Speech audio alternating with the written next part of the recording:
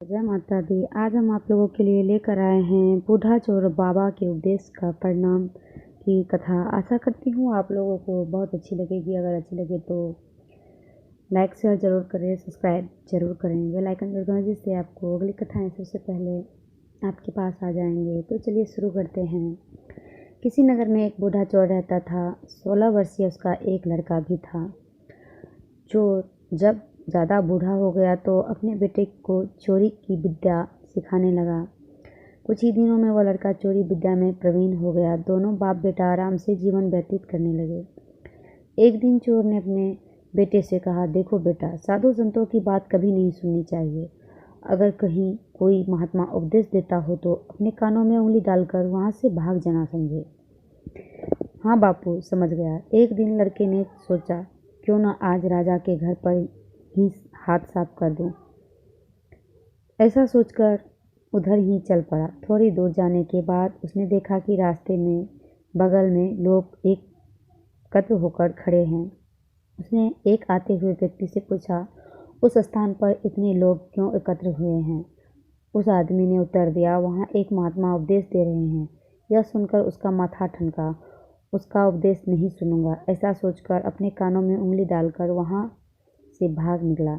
जैसे ही वह भीड़ के निकट पहुंचा, एक पत्थर से ठोकर लगी और वह गिर गया। उस समय महात्मा जी कह रहे थे, कभी झूठ नहीं बोलना चाहिए। जिसका नमक खाए उसका कभी बुरा नहीं सोचना चाहिए।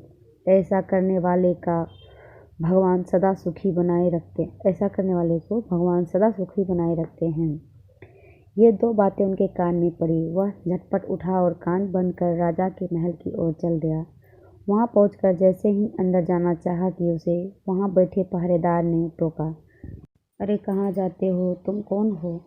उसे महात्मा का उपदेश याद आया। झूठ नहीं बोलना चाहिए। चोर ने सोचा, आज सच ही बोल कर देखे।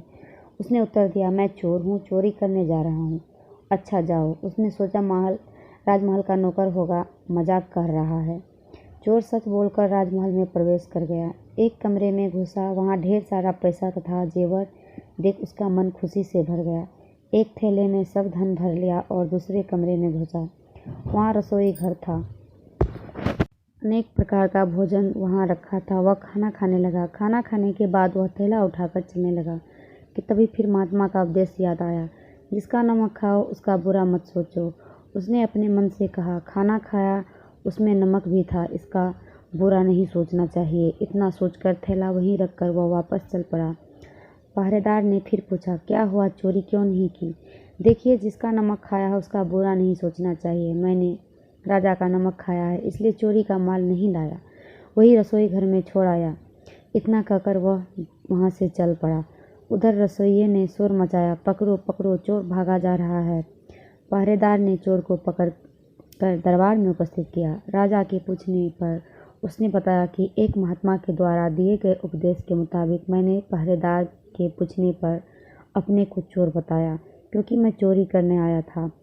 आपका धन चुराया, लेकिन आपका खाना भी खाया जिसमें नमक मिला था, इसलिए आपके प्रति बुरा व्यवहार नहीं किया और धन छोड़कर भागा। उसके उत्तर पर राजा बहुत खुश हुआ और उसे अपने दरबार में नौकरी दे दी। वह चोर 2-4 दिन घर नहीं गया तो उसके बाप को चिंता हुई कि बेटा पकड़ लिया गया, लेकिन 4 दिन के बाद लड़का आया तो बाप अचंभित रह गया अपने बेटे को अच्छे वस्त्रों में देखकर। लड़का बोला, बापूजी, आप तो कहते थे कि किसी साधु संत की बात मत सुनो, लेकिन मैंने एक महात्मा की बात सुनी और उसी के मुताबिक काम किया, तो देखिए सच्चाई का फल, मुझे राजमहल में अच्छी नौकरी मिल गई। ध्यान से सुनने के लिए धन्यवाद। जय माता दी।